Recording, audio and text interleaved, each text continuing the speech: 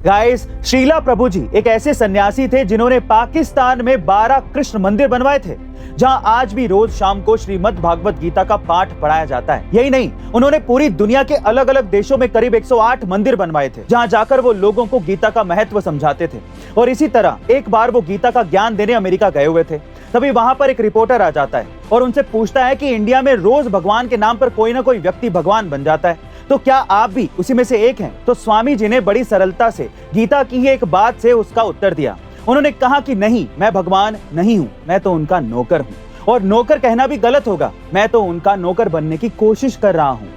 उनकी ये बात सुनकर रिपोर्टर हैरान रह जाता है और उनके चरणों में गिर जाता है। गाइस, श्रीला प्रभु जी ये चाहते थे कि पूरी दुनिया गीता के महत्व को समझे, लेकिन अब सवाल ये उठता है कि हम अब तक दुनिया के सर्वश्रेष्ठ ज्ञान को समझ पाए हैं? कमेंट सेक्शन में जरूर लिखिएगा। गाइस, क्या आपने कभी ऐसे गांव के बारे में सुना है जहां पर 60 से ज्यादा परिवार के लोग करोड़पति हैं? जी हाँ गाइस, लगभग 3 दशक तक सूखे और गरीबी की मार झेलने के बाद महाराष्ट्र का हिवारे बाजार गाँव आज देश का सबसे अमीर गाँव है। और इस गाँव को अमीर बनाने का पूरा श्रेय यहाँ के सरपंच पवार जी को जाता है। दरअसल सालों पहले पवार जी ने सूखे ग्रस्त इलाके को खेती लायक बनाने के लिए सबसे पहले वाटर मैनेजमेंट सिस्टम को दुरुस्त किया, जिसमें बरसात के पानी को एक जगह इकट्ठा करके रखा गया, जो बाद में वहां के किसानों को सिंचाई में मददगार साबित हुआ और किसान एक से ज्यादा फसल उगाने लगे। वहीं उन्होंने गांव में शराब और तंबाकू को पूरी तरह से बंद करवा दिया और सबसे ज्यादा ध्यान एजुकेशन सिस्टम और हेल्थ केयर सिस्टम पर दिया गया। इतना ही नहीं, कोरोना काल के दौरान कोविड फ्री होने वाला ये पहला गाँव भी था। गाइस, सोचिए, जब कुछ चंद बदलाव ही इस गाँव को देश का सबसे अमीर गाँव बना सकते हैं,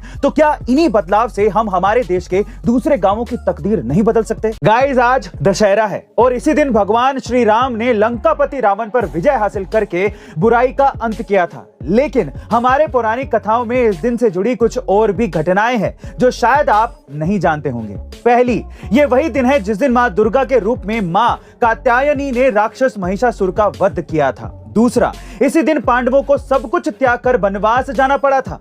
तीसरा, इसी दिन देवी सती ने अपने पिता दक्ष के विरुद्ध जाकर अग्नि में समाधि ली थी। चौथा, इसी दिन कुबेर जी ने राजा रघु को स्वर्ण मुद्रा देते हुए शमी की पत्तियों को सोने का बना दिया था और तभी से शमी को सोना देने वाला पेड़ माना जाता है। और पांचवा और आखिरी, ये वही दिन है जिस दिन साल 1918 में शिरडी के साईं बाबा ने समाधि ली थी और आज का ये दिन शिरडी में बड़े हर्षोल्लास से बनाया जाता है। गाइस, आज बुराई पर अच्छाई के जीत का दिन है। ये दिन विजयदशमी के रूप में मनाया जाता है। जैसे कि आपने अपनी जर्नी सेल्स पर्सन की तरह शुरू की, ये मोटिवेशनल स्पीकर का बन गया, वो मूवमेंट कौन सा था? तो ये जर्नी आज से 6-7 साल पहले शुरू हुई। मेरा एक दोस्त था, उसने कहा यार तेरा जो स्टोरी है पिछले 14-15 साल का ना, बहुत शानदार है यार। आम आदमी के अंदर एक आग लगा देता है कि कैसे कैसे ऑब्स्टिकल्स, कैसे कैसे चैलेंजेस से निकल के आए और एक नॉर्मल मिडिल क्लास फैमिली का आदमी जो सेकंड हैंड स्कूटी चलाता था, मर्सिडीज चला रहा है। तो मैं चाहता हूँ कि मेरा एक कंपनी का प्रोग्राम हो रहा है, तू वहां जाके ये स्टोरी शेयर कर और हम तुझको 50,000 रुपए देंगे। मैं तो पहले ही हाँ कर चुका था। कंपनी में मैंने अपना स्टोरी शेयर किया, बहुत बड़ा कंपनी है, 65,000 रुपए उन्होंने मुझे दिए। तो फिर 2-3 दिन बाद उसका कॉल आया कि यार वहाँ जो ऑडियंस आई थी ना, वो तुझे